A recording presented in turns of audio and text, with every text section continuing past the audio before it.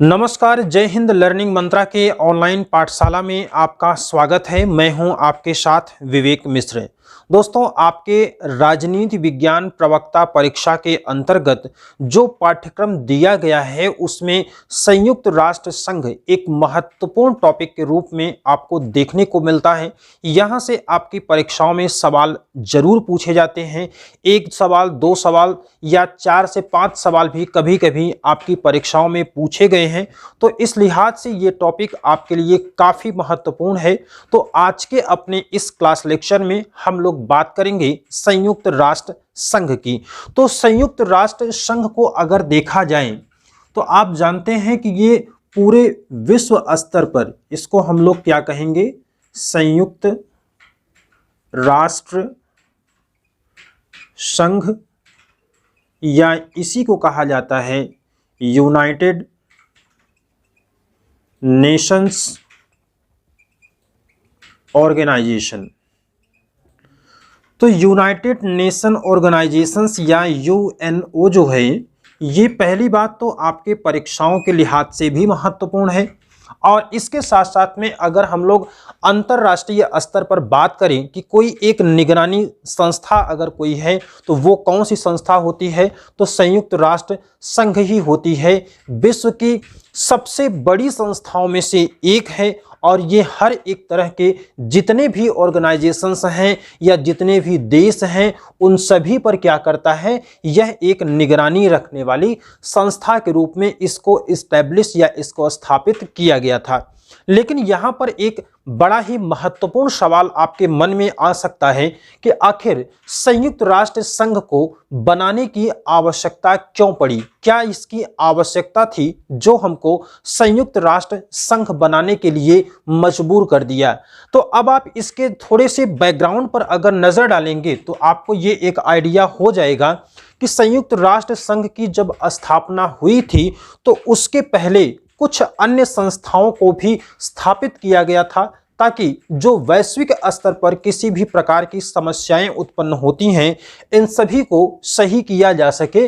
तो आवश्यकता थी, उस समय विश्व युद्ध चल रहा था, विश्व युद्ध।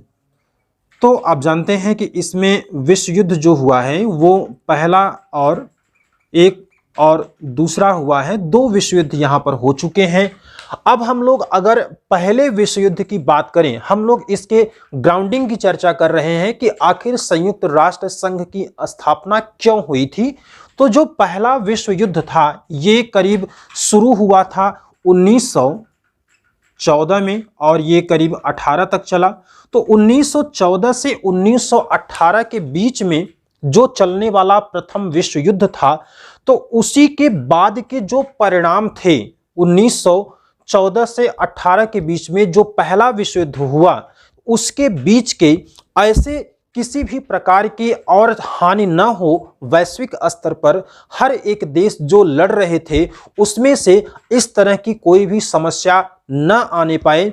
तो लोगों को ये आभास होने लगा था कि हमें किसी एक ऐसी संस्था की आवश्यकता है जो इस तरह की गतिविधियों और इस तरह की हानियों को या नुकसान को रोकने में मदद कर सके। तो इसी के लिहाज से 1914 से 18 के बीच में लड़े गए प्रथम विश्व युद्ध के बाद एक संस्था का गठन किया गया इन सब की समस्याओं को रोकने के लिए, जिसका नाम था league of Nations. League of Nations को यहाँ पर बनाया गया। लेकिन अब अगर ये संस्था लीग ऑफ नेशन अगर प्रथम विश्व युद्ध के बाद के जो परिणाम थे उस तरह के किसी भी परिणाम को रोकने में कारगर साबित रहा होता, तो क्या ये सेकंड वर्ल्ड वॉर होता? तो ये कभी नहीं होता। लेकिन इसकी विफलता को आप द्वितीय विश्व युद्ध की शुरुआत के रूप में देख सकते हैं, क्योंकि अगर लीग ऑफ नेशन इस तरह के काम किया होता कि जो भी समस्याएं थी प्रथम विश्व युद्ध में उसको रोकने में सक्षम रहा होता, तो हमारे यहाँ दूसरा विश्व युद्ध नहीं होता। तो दूसरा विश्व युद्ध को रोकने में कारगर नहीं साबित हुआ। तो यहाँ पर एक पॉइंट आप लिख सकते हैं कि लीग ऑफ नेशन सक्रिय या कारगर साबित कारगर साबित नहीं हो पाया लीग ऑफ नेशन, चूंकि अगर इस तरह की व्यवस्थाएं हुई रहती तो द्वितीय विश्व युद्ध नहीं होता। अब बात आ जाती है 1939 की। शुरुआत किसकी होती है? सेकंड वर्ल्ड वॉर की। 1939 का समय था। 14 से 18 के बाद में लीग ऑफ नेशन की शुरुआत होती है। अब ये विफल कैसे रहा, इसको अगर शुरुआत करें तो 1939 में 1 सितंबर को जर्मनी ने पोलैंड पर आक्रमण किया। जर्मनी ने पोलैंड पर 1 सितंबर को आक्रमण किया 1939 में, और फिर यहीं से सेकंड वर्ल्ड वॉर का प्रारंभ हो जाता है। द्वितीय विश्व युद्ध की शुरुआत यहां से हो जाती है। फिर इसके बाद जवाबी कार्यवाही में अगर देखा जाए तो यहां पर फिर 3 सितंबर को यहां पर जवाबी कार्यवाही में फ्रांस और ब्रिटेन भी आ गए। तो फ्रांस और ब्रिटेन के आने के साथ साथ में ही देखा जाए तो विश्व के तमाम देश, चाहे वो मित्र राष्ट्रों के साथ रहे हों या किसी अन्य देश के साथ रहे हों, तो मित्र राष्ट्रों या अन्य राष्ट्रों के साथ लगभग सभी देश शामिल होते गए। और ये जो दूसरा विश्व युद्ध की शुरुआत 1939 में हुआ था, उसको आग में घी डालने के रूप में ये सभी लोग शामिल होते गए। अब यहां पर अगर हम लोग भारत की बात करते हैं कि भारत क्या इसमें शामिल था या नहीं था, तो भारत भी इसमें शामिल हो गया। जो सो कॉल्ड हमारी सरकार थी, तथा कथित सरकार थी उस समय की, तो उसमें लॉर्ड लिथगो थे। उन्होंने कहा कि भारत भी मित्र राष्ट्रों का सहयोग करने के लिए वर्ल्ड वॉर में शामिल हो रहा है। तो इस तरह से कोई भी ऐसा राष्ट्र नहीं बचा था शायद जो द्वितीय विश्व युद्ध में अपने आप को झोंकने से रोक पाया हो। तो उसके बाद फिर बात करते हैं आगे की 1942 की। 1942 की बात करें, 1942 की अगर बात करते हैं तो 1942 में ब्रिटेन पर भी एक दबाव था। किस बात का दबाव था? ब्रिटेन पर दबाव यह था कि भारत में, चूंकि यहां पर अब क्रांति 1942 की बात हो रही है, तो यहां पर अब भारत में जो राष्ट्रवाद था, जो क्रांतियां हो रही थीं, आंदोलन हो रहे थे, वो सभी वैश्विक स्तर पर ब्रिटेन के ऊपर दबाव डालना शुरू कर दिया था कि अपने साथ इनको मिलाओ और इनको अपने साथ मिलाने से ही हमको फायदा होगा। तो ब्रिटेन पर ये एक दबाव हो गया और उसके बाद इसमें बहुत सारी चीजों को शामिल किया गया। अब इसके बाद समस्याएं, यहां पर कोई भी ऐसा राष्ट्र नहीं रहा था कि किसी को समस्या न आई हो। समस्याएं सबके साथ आईं और इसी के लिहाज से सभी लोग धीरे धीरे इसमें शामिल होते गए। लेकिन लोगों को एक बात समझ में आ गई थी, इतना खून खराबा होने के बाद, चाहे वो पहला विश्व युद्ध रहा हो, चाहे वो दूसरा विश्व युद्ध रहा हो, इन दोनों विश्व युद्धों के बाद से कहीं न कहीं लोगों को ये एक बात समझ में आ गई कि अगर फिर से अब तीसरा विश्व युद्ध हुआ, जो थर्ड वर्ल्ड वॉर अगर हुआ, तो हमारी पृथ्वी पर देश नहीं बचेंगे, सिर्फ उनके मलबे रह जाएंगे।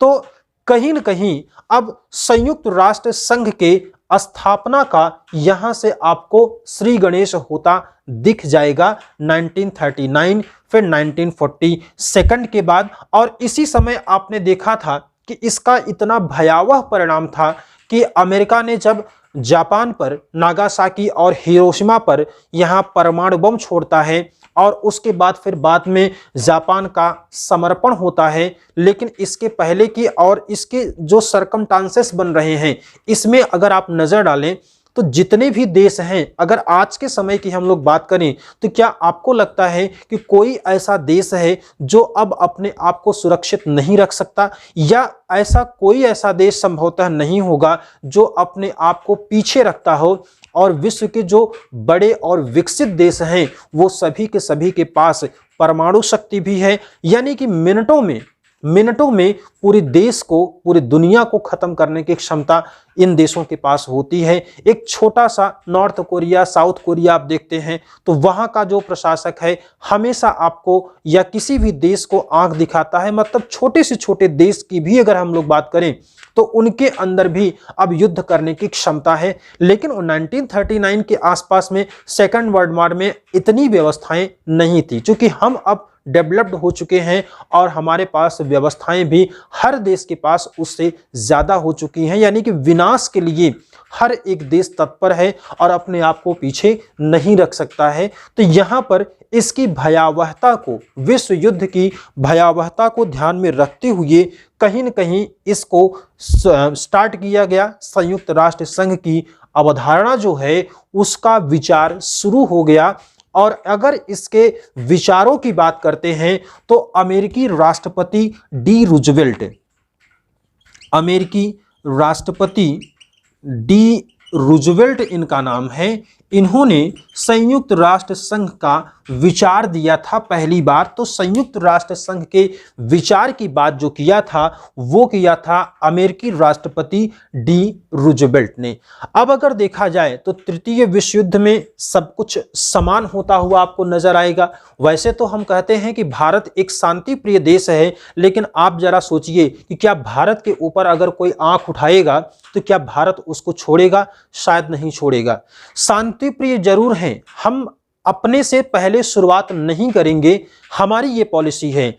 और लेकिन हमारे ऊपर अगर कोई आंख उठाएगा तो हम उसको नहीं छोड़ेंगे। अब जरा आप सोचिए कि जिनकी प्रवृत्ति ही कट्टरता वाली हो, जिनकी प्रवृत्ति ही लड़ाई झगड़े वाली हो, अगर उनके ऊपर कोई आंख उठाएगा तो क्या वो छोड़ेंगे?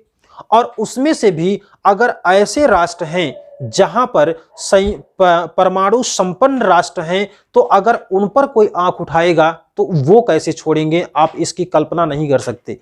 क्योंकि कोई भी अगर परमाणु संपन्न राष्ट्र है और उसको कोई आंख दिखाता है तो निश्चित तौर पर वो पीछे नहीं हटने वाला है। यानी विनाश की शुरुआत यहां से होती दिख जाएगी। तो इन्हीं सब बातों को बचाने के लिए कि वैश्विक स्तर पर शांति व्यवस्था कायम रहे, कहीं पर भी युद्ध जैसी परिस्थितियां न उत्पन्न हो, इसीलिए अमेरिकी राष्ट्रपति डी रूजवेल्ट ने संयुक्त राष्ट्र संघ के विचार को स्टार्ट किया था। इन्होंने एक विचार दिया और उनका मानना था कि अगर कोई एक ऐसी संस्था होगी जिस संस्था के द्वारा हमेशा वैश्विक स्तर पर एक कंट्रोल किया जाएगा हर एक देश के ऊपर, तो इस तरह की गतिविधियां कम होगी, इस तरह की समस्याएं कम आएंगी। तो इसीलिए संयुक्त राष्ट्र संघ की शुरुआत होती है। अब संयुक्त राष्ट्र संघ की शुरुआत होती है, कब से होती है? यूनाइटेड नेशन की। तो यूनाइटेड नेशन की शुरुआत में अगर देखा जाए तो ये काम तो करना स्टार्ट किया है 24 अक्टूबर 1945 में। 24 अक्टूबर 1945 से ये अपना काम करना स्टार्ट किया है। अब यहां पर अगर देखें तो कुल 193 देश, 193 कंट्रीज हैं जो कि इसमें शामिल हैं। अब यहां पर देखा जाए तो भारत, स्टार्ट करते हैं इसकी कहानी से लेकर के। समय था अप्रैल 1945। तो अप्रैल 1945 है और अप्रैल 1945 में सैन फ्रांसिस्को कहाँ है? अमेरिका में है। सैन फ्रांसिस्को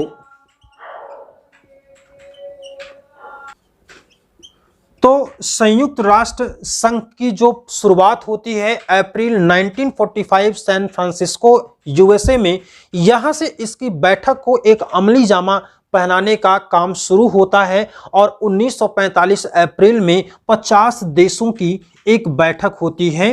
कितने देश शामिल हैं? तो 50 देशों की यहाँ पर एक बैठक होती है। और यही इसी बैठक में यहाँ का जो एक बनाना था चार्टर, यानी उस पर विचार विमर्श करना था, लिखनी पढ़नी वाला काम करना था, तो उसका स्टार्ट यहाँ से होता है। यहाँ पर चार्टर बनाने की बात शुरू हो जाती है अप्रैल 1945 से सैन फ्रांसिस्को यूएसए से। अब इसके बाद अब यहाँ पर देखेंगे तो संयुक्त राष्ट्र संघ की जो शुरुआत होती है अप्रैल 1945 से हो जाती है, चूंकि अब इसकी जरूरत लोगों को समझ में आ रही थी कि अब जो है वो विश्व युद्ध का खत्म हो रहा है, सेकंड वर्ल्ड वॉर अब कुछ ही दिनों तक चलने वाला है। और आपने देखा होगा, आपने पढ़ा होगा, आपने सुना होगा कि मुसोलिनी और हिटलर जो कि जर्मनी से बिलोंग करते थे, इन सब का अंत हो चुका था। अब इसका मतलब था कि सेकंड वर्ल्ड वॉर का भी समापन प्रारंभ हो चुका था। तो ऐसे में अब चार्टर बनाने की बात होने लगी। 50 देशों की बैठक सैन फ्रांसिस्को में हुआ। अब इसके बाद जो 26 जून था, ये वाला आपको पूछा कम जाता है बट आपको समझना जरूर था। तो 26 जून 1945 को एक और बैठक होती है 1945 को। यहाँ पर भी 50 देश ये होते हैं, लेकिन इसमें एक देश और शामिल हो जाता है और वो नाम था पोलैंड का। आपको याद होगा कि पोलैंड ने ही स्टार्ट हुआ था यहाँ पे वर्ल्ड वार की। तो 50 और 1 यानी कि कुल 51 देशों ने 26 जून 1945 यहाँ पर चार्टर से शुरुआत होता है। हस्ताक्षर हुआ है 50 देशों का, लेकिन बाद में इसमें पोलैंड भी आकर के शामिल हो गया। तो अगर हस्ताक्षर की बात किया जाएगा तो कितने देशों ने किया है, तो स्टार्ट में 50 देशों ने किया है।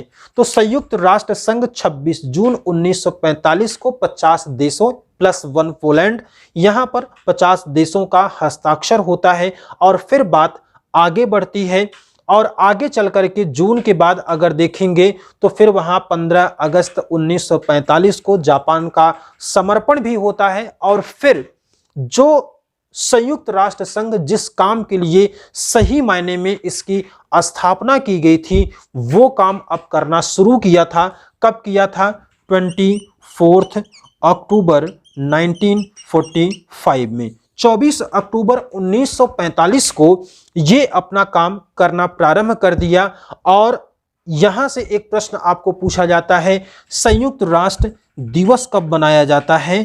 तो यूएनओ डे भी आपको यहां पर मनाया जाता है 24 अक्टूबर 1945 को। तो ये एक महत्वपूर्ण था, आपको ये समझना था। अब यहां पर अगर हम लोग हेडक्वार्टर की बात करें, संयुक्त राष्ट्र यानी कि यूएनओ के हेडक्वार्टर की बात करें, तो यूएनओ का हेडक्वार्टर जो है वो है न्यूयॉर्क में। आप देखेंगे तो मैनहट्टन नाम का एक वहां पर द्वीप भी है। तो यहाँ पर करीब किसी ने यहाँ 17 एकड़ भूमि थी, उसको अपना दान में दिया और वैश्विक कल्याण के लिए उन्होंने काम किया। तो करीब 17 एकड़ में न्यूयॉर्क मैनहट्टन द्वीप है। मैनहट्टन द्वीप पर न्यूयॉर्क, ठीक है। यहाँ पर इसका हेडक्वार्टर बनाया गया, इसका मुख्यालय बनाया गया। तो इस चीज़ को आप ध्यान रखिएगा, यहाँ से भी आपको सवाल पूछा जाता है। यहीं पर इनकी सभी काम किए जाते हैं। एक यहाँ पर नहीं होता है, आगे हम लोग बात करेंगे। जैसे CICJ होता है, इंटरनेशनल कोर्ट ऑफ जस्टिस, वो कहाँ पर है? तो वो द हेग में है, नीदरलैंड में। बाकी के सारे आपको यहीं पर मिल जाएंगे, हम लोग आगे भी इसकी चर्चा करेंगे। यहाँ पर हेडक्वार्टर अगर पूछा जाएगा तो मैनहट्टन द्वीप, न्यूयॉर्क आप लगाएंगे। फिर इसके बाद यहाँ पर अगर एक चीज़ देखा जाए तो न्यूयॉर्क में है जरूर, लेकिन इस पर अधिकार किसका है? तो अमेरिका का अधिकार इस पर नहीं है। इस बात को आप समझिए कि ये पूरे अंतर्राष्ट्रीय संगठन, पूरे अंतर्राष्ट्रीय स्तर का एक संगठन है जिसका हेडक्वार्टर कहां पर है? मैनहट्टन में। अधिकार इस पर किसी का नहीं है, पूरे राष्ट्र, पूरे देश का अधिकार इस पर होता है। तो ये एक चीज यहां पर आपको समझना है, यानी कि अमेरिका की ये बपौती नहीं है कि अमेरिका का इस पर ज्यादा अधिकार होगा, इस बात से आपको समझना है।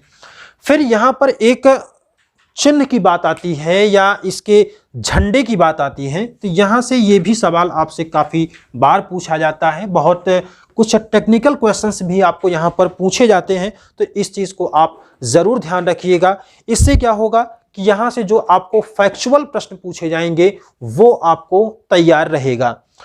तो यहां पर हम लोग अगर अब झंडे की बात करते हैं, यानी कि इसके पहचान की बात करते हैं, झंडा या पहचान की बात करते हैं, तो यहां से सवाल आपको पूछा जाता है।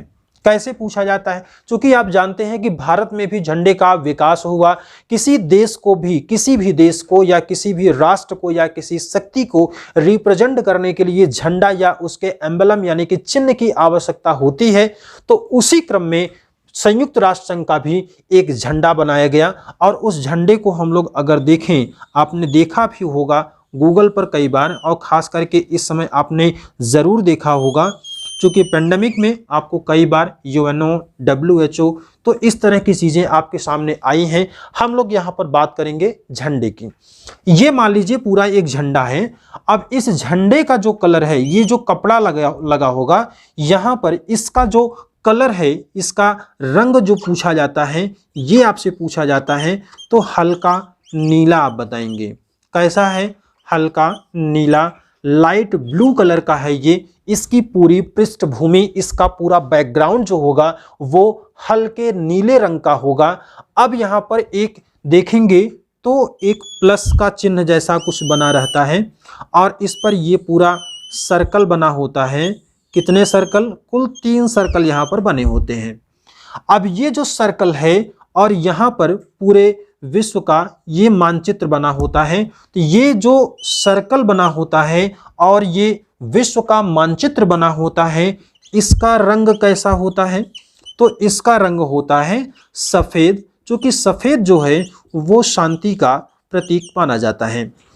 ये बात कंफर्म हुई। अब इसके बाद यहाँ पर देखेंगे तो कुछ इस तरह की पत्ती जैसा आपको दिखता है, कुछ इस तरह का दिखता है, और इसमें ये देखेंगे तो ये ऑलिव होता है, यानी कि जैतून होता है। ये जैतून की शाखाएं होती हैं, ब्रांचेस होते हैं, इसकी लीफ नहीं होती है, पत्तियां नहीं होती हैं। तो ये क्या होता है कि जैतून की पत्तियां होती हैं, ये होगा। ये क्या हो गया? ऑलिव या जैतून की पत्तियां, ऑलिव या जैतून की शाखाएं। तो यहां पर एक चीज आप ये ध्यान रखिएगा, व्हाइट कलर से बने हैं, लाइट ब्लू कलर का इसका बैकग्राउंड है, और ये ऊपर की तरफ खुली होती है, जो संकेत करता है कि कोई भी अगर राष्ट्र या कोई भी देश यहां पर शामिल होना चाहता है यूएनओ में, तो उसका मोस्ट वेलकम है।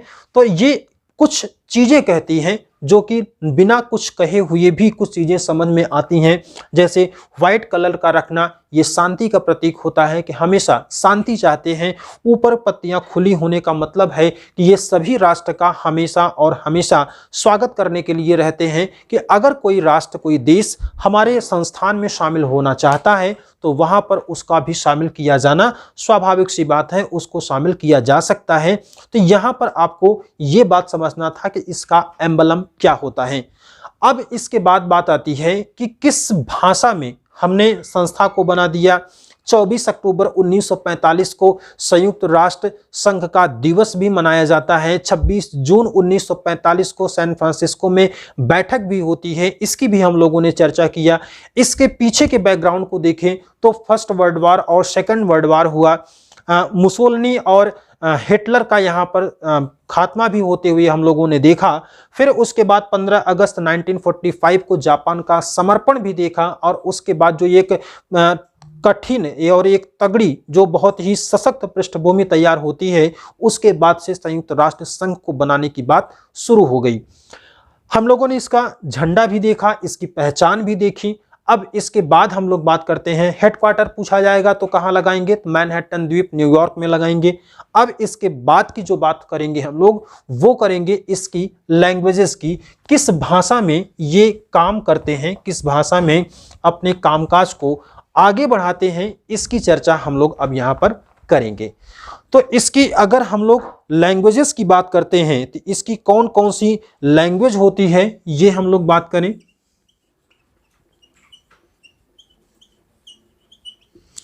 इसकी भाषाओं की बात करें तो भाषा इसमें कुल 6 शामिल होती हैं। कुल 6 भाषाओं को यहाँ पर शामिल किया गया है।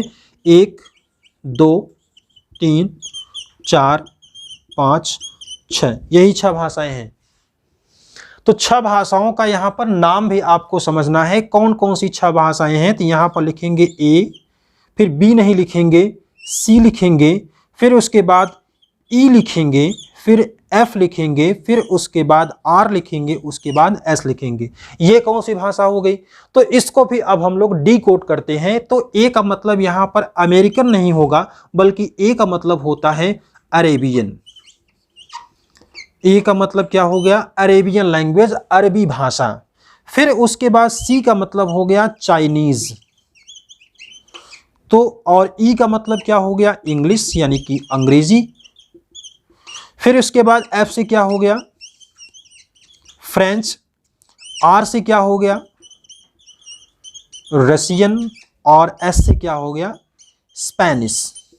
तो ये कुल 6 भाषाएं हैं जो कि संयुक्त राष्ट्र संघ में इसके द्वारा काम किया जाता है। लेकिन इसमें जो महत्वपूर्ण, जो बहुत ज़्यादा ऑफिशियल वर्क होते हैं, वो सिर्फ 2 भाषाओं से होते हैं, ई और एफ से, यानी कि तीसरे और चौथे नंबर पर जो है, इससे क्या होता है, मुख्य कामकाज होते हैं, मुख्य कामकाज।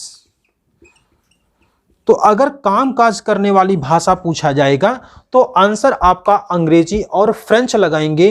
कुल कितनी भाषाएं हैं, तो कुल 6 भाषाएं यहां पर हैं, Arabian, Chinese, English, French, Russian और स्पेनिश। ये 6 भाषाएं हैं जिस पर संयुक्त राष्ट्र संघ काम करता है। अब इसके बाद जो ज्यादा महत्वपूर्ण है कौन सा, इसके कितने ऑर्गन्स होते हैं, कौन कौन से इसके अंग होते हैं। यहां से आपके परीक्षाओं में सवाल काफ़ी अच्छे पूछे जाते हैं, उनका लेवल भी अच्छा रहता है। और यहाँ पर थोड़ा सा फैक्ट नहीं बल्कि कॉन्सेप्चुअल प्रश्न भी आपसे पूछे जाते हैं। तो संयुक्त राष्ट्र संघ के कुल कितने अंग होते हैं, ये सवाल आपसे पूछा जाता है। यहाँ पर कुल हम लोग 6 अंगों की बात करेंगे, लेकिन यहाँ से कुल वर्तमान में जो काम करते हैं अच्छे तरीके से वो 5 हैं। एक ऐसा इसका अंग है जो काम अब नहीं करता है, क्योंकि उसकी अब आवश्यकता नहीं है। और ये हमारे नहीं बल्कि पूरे विश्व समुदाय के लिए अच्छी बात है कि उसको अब काम नहीं करना पड़ता, क्योंकि हम अब उसके लेवल से थोड़े से डेवलप्ड हो गए हैं। तो इसलिए उसका काम अब आवश्यक ही नहीं होता, तो इसलिए वो काम करना बंद कर दिया। यहाँ पर इसके हम लोग 6 अंगों की कुल बात करेंगे। 6 अंगों में से जो हमारा पहला अंग होगा संयुक्त राष्ट्र संघ में, वो होगा महासभा। संयुक्त राष्ट्र महासभा, या इसी को कहा जाता है जनरल असेंबली। जनरल असेंबली इसको कहते हैं, संयुक्त राष्ट्र महासभा इसको कहते हैं। महासभा का मतलब ही आप समझ रहे हैं कि बहुत बड़ी एक सभा है, और बहुत बड़ी का मतलब है कि इसमें सभी देश शामिल हैं। सभी देश का मतलब कि जितने इसके मेंबर्स हैं, करीब करीब 193 मेंबर्स इसके सदस्य हैं। बड़ी सभा है, सभी को शामिल करते हैं। और यहाँ पर जो होता है विचार विमर्श होता है, संसद की तरह होता है। जैसे संसद में मेंबर्स होते हैं, वो अपना विचार विमर्श करते हैं, ठीक उसी तरीके से यहाँ पर भी विचार विमर्श होता है महासभा में। तो इसको हम लोग विश्व की संसद के उपनाम से भी जानते हैं, विश्व की संसद भी इसको कहा जाता है। तो ये एक फैक्ट भी आप ध्यान रखेंगे, ये भी प्रश्न आपसे पूछा जा सकता है। फिर इसके बाद यहाँ पर 193 मेंबर्स, यानी कि मैक्सिमम जितने मेंबर हैं सभी को हम लोग यहाँ पर शामिल करते हैं। अब जितने भी देश हैं वो सभी देश अपने यहाँ से एक एक मेंबर को भेजते हैं। कितने मेंबर भेजते हैं, एक मेंबर को भेजते हैं। लेकिन अगर ये सवाल पूछा जाए कि कोई भी देश मैक्सिमम कितना भेज सकता है, तो आंसर आपका होगा 5। जैसे भारत अगर संयुक्त राष्ट्र महासभा में अपने सदस्य भेजना चाहे तो कंपलसरी, और उसके लिए जो आवश्यक है वो तो 1 है। कि एक सदस्य तो अपना भेजेगा ही भेजेगा एक किसी को, लेकिन वहां पर 5 भी हो सकते हैं। लेकिन जब वोटिंग की बात आएगी तो ये 5 अलग अलग नहीं, बल्कि बोलेंगे सिर्फ सब एक ही, रहेंगे भले 5, लेकिन कोई भी डिसीजन होगा, कोई भी वोटिंग होगी तो वो सिर्फ एक मानी जाएगी। 5 लोग भले जाएंगे लेकिन वोटिंग सिर्फ और सिर्फ भारत की मानी जाएगी, न कि 5 अलग अलग लोगों की। तो यहां पर ये एक चीज समझना था कि 5 लोग यहां पर होते हैं लेकिन वोट यहां पर एक ही माना जाएगा। यहां पर एक पॉइंट आप लिख लीजिए कि वोट एक ही माना जाएगा, एक ही वोट इसको मानेंगे। अब इसके बाद जो इसकी बैठक होती है, बैठक इसमें जो विचार विमर्श वाला समय होता है, तो इसकी बैठक जो है वो अमूमन होती है सितंबर टू दिसंबर। लेकिन अगर कोई इमरजेंसी है, कोई बहुत खास आवश्यकता है तो इससे पहले भी हो सकती है, इसके बाद भी हो सकती है, और इससे ज़्यादा लॉन्ग ड्यूरेशन में भी हो सकती है। तो ये सब कुछ डिपेंड करता है कि कंडीशंस कैसी हैं, सर्कमस्टांसेस कैसे हैं वर्ल्ड लेवल पे, तो उसके आधार पर इसकी बैठक होती है। लेकिन जो कंपलसरी वाली है, साल में एक बैठक इसकी निश्चित होती है, और वो होता है सितंबर से लेकर के दिसंबर के बीच में। जैसे इस समय भी पेंडेमिक था, लेकिन इसके बाद भी वीडियो कॉन्फ्रेंसिंग के जरिए इसकी बैठक आयोजित की गई। तो बैठक एक साल में एक बार जरूर होगा, लेकिन सितंबर से दिसंबर के बीच में अगर कंडीशन खराब रहती है, कंडीशन अच्छी रहती है, तो भी एक बार तो होना ही होना है। लेकिन अगर बुरी परिस्थिति है तो इसको बढ़ाया जा सकता है, इसका ड्यूरेशन भी बढ़ सकता है। अब यहां पर एक चीज आपको ध्यान रखना है कि कोई भी देश, चाहे वो छोटा सा छोटा देश हो, चाहे वो पाकिस्तान हो, चाहे वो भारत हो, चाहे फ्रांस हो, जर्मनी हो, रशिया हो, ब्रिटेन हो, अमेरिका हो, कोई भी देश होगा, सभी देश महासभा में इक्वल रहेंगे, यानी कि उनकी वोटिंग सबकी इक्वल ही मानी जाएगी, किसी का ज्यादा या कम नहीं आंका जाएगा। तो यहां पर सभी लोग क्या हैं, समान हैं। अब यहां पर एक पॉइंट और देखना है कि जहां तक मुझे याद आ रहा है कि जो लास्ट मेंबर बना हुआ था वो था दक्षिणी सूडान, और ये बना था 2011 में। 2011 में दक्षिणी सूडान, चूंकि आप जानते हैं सूडान अफ्रीकन कंट्री एक है, और इसका डिवाइडेशन हुआ जिसमें सूडान और दक्षिणी सूडान, सूडान तो पहले से ही था, लेकिन जो दक्षिणी सूडान बना तो उसने अपनी अलग से दावेदारी वहां सदस्यता लेने के लिए जताई। तो वो जो लास्ट वाला बना है वो है दक्षिणी सूडान 2011 में। तो इसको भी आप ध्यान रखिएगा, जो फैक्ट है एक देश में, पूरे विश्व में ये संसद के रूप में भी काम करता है, लेकिन इसके महत्वपूर्ण काम कौन होते हैं ये आपको पूछने की आवश्यकता है। यहां पर आपको सवाल पूछा जाता है। चलिए बात कर लेते हैं कि महासभा कौन कौन से काम करती है। संयुक्त राष्ट्र महासभा के द्वारा कौन कौन सा प्रमुख काम, मुख्य रूप से कौन कौन से काम किए जाते हैं, ये आपके लिए काफी महत्वपूर्ण होगा। आपकी परीक्षाओं में यहां से सवाल पूछे जाते हैं।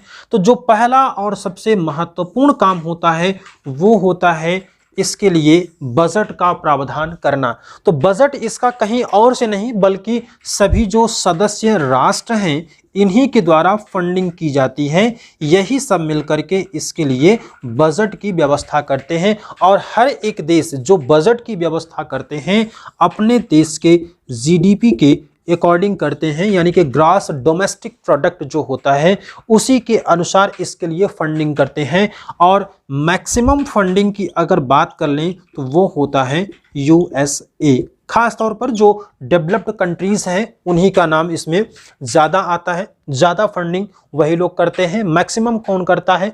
संयुक्त राज्य अमेरिका करता है।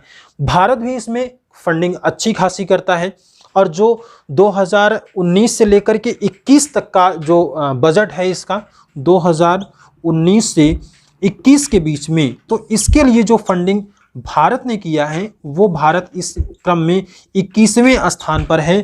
भारत 21वें स्थान पर है 2019 से 21 के बजट के लिए जो फंडिंग दिया है। अब इसके बाद जो एक प्रश्न यहाँ पर बन सकता है कि कितना परसेंट भारत दिया है, तो वो है 0.8%। 0.8% जो इसका बजट है उसका 0.8% भारत ने इसके लिए फंडिंग किया है। अब इसके बाद जो दूसरा महत्वपूर्ण काम होता है वो होता है सदस्यों का प्रवेश। क्या होगा? सदस्यों का प्रवेश, यानी कि कोई भी अगर नया सदस्य यूएनओ का बनना चाहता है तो वो सदस्य बनेगा कि नहीं बनेगा उसका डिसीजन कौन लेगा? तो वो भी लेगा जनरल असेंबली, यानी कि महासभा के द्वारा उसका निर्णय लिया जाएगा कि ये सदस्य बनेगा आखिर कि नहीं बनेगा। तो इस पर जो डिसीजन लेने का काम है वो भी यही, लेकिन अब अपने मन मर्जी से नहीं करेगा कि मन किया तो बना लिया और नहीं मन किया तो नहीं बनाया, ऐसा नहीं होता, बल्कि इसमें 2/3 बहुमत यानी कि जो स्पेशल मेजॉरिटी देखा जाता है 2/3 बहुमत से यहाँ पर निर्णय लिया जाता है। जो भी यहाँ पर सदस्य होते हैं और वोटिंग करते हैं उनका 2/3 बहुमत के साथ इस तरह का निर्णय लिया जाता है।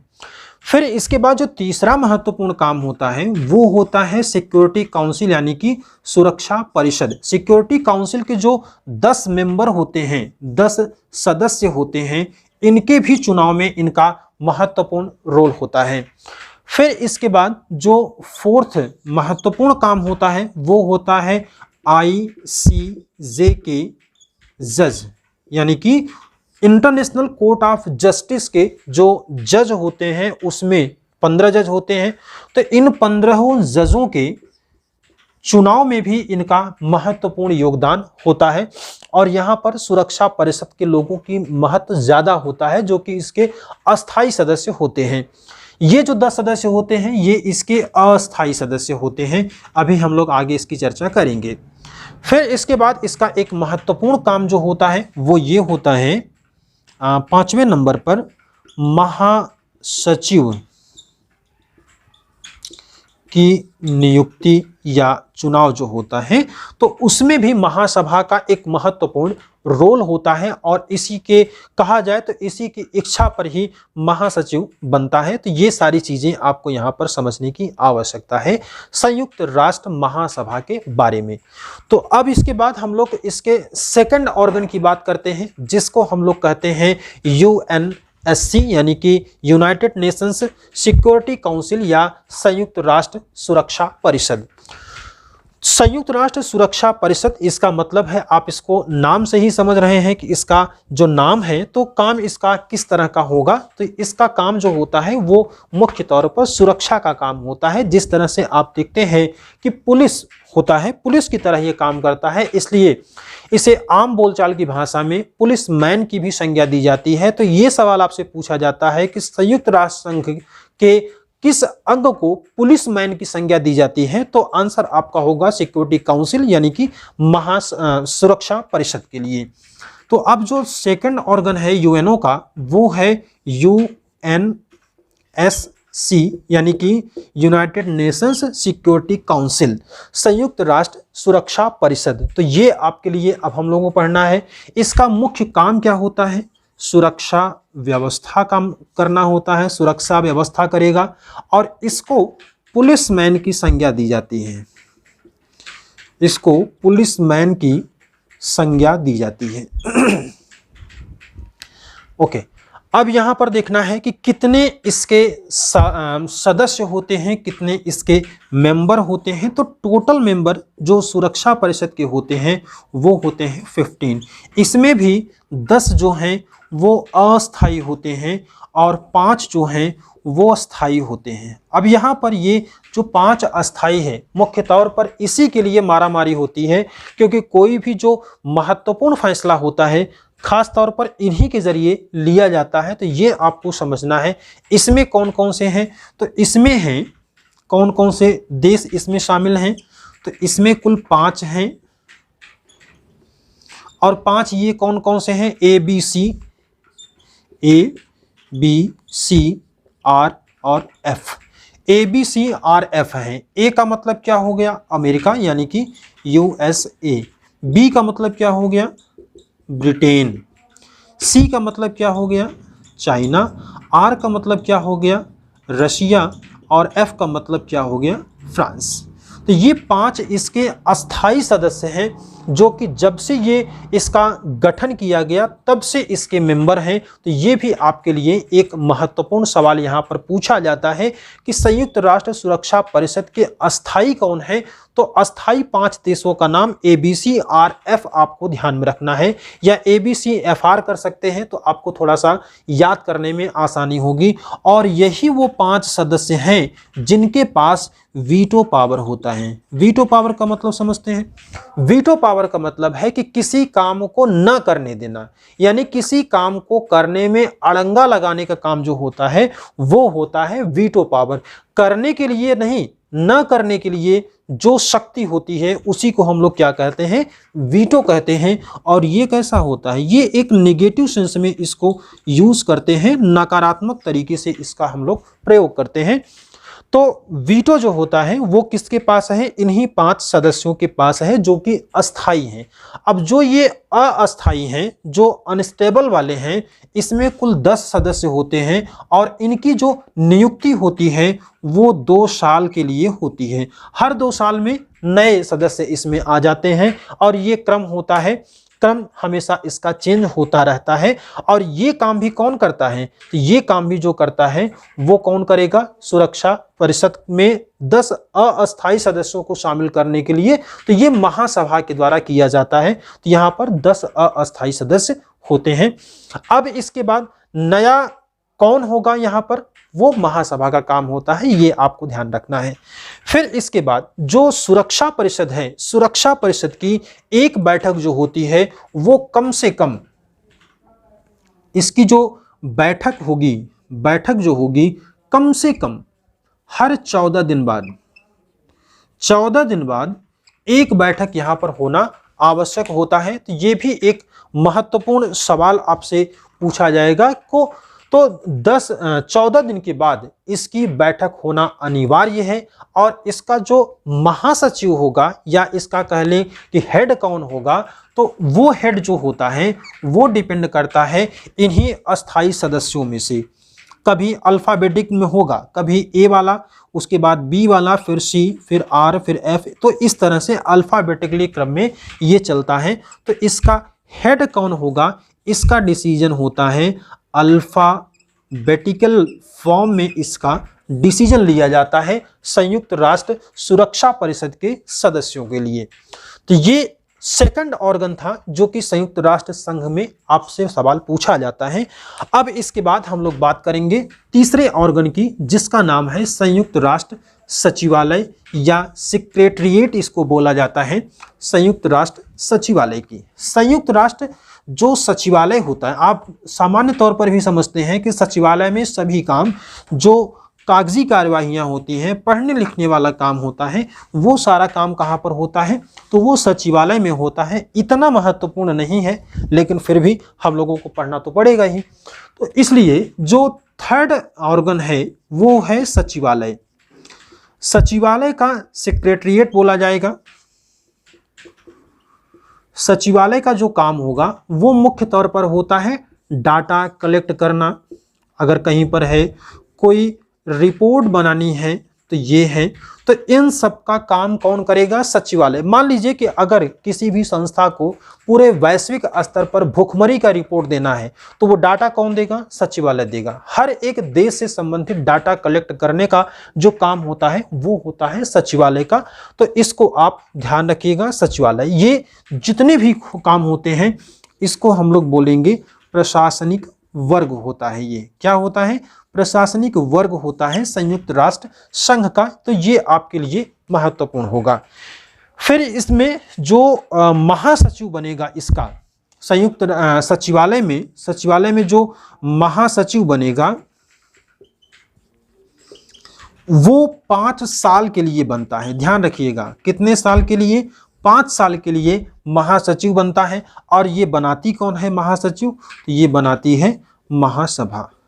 महासभा बनाती है, लेकिन सुरक्षा परिषद की सलाह पर। और सुरक्षा परिषद की सलाह का मतलब कि वही वो 5 अस्थाई। तो आप समझ सकते हैं कि किसके बदौलत यहाँ पर कोई महासचिव बन सकता है। तो सुरक्षा परिषद की सलाह पर, सीधा सीधा महासभा आप नहीं लगाएंगे, महासभा करता है सुरक्षा परिषद की सलाह पर सचिवालय यानी कि जो महासचिव होता है उसकी नियुक्ति, और ये 5 साल के लिए नियुक्त होते हैं।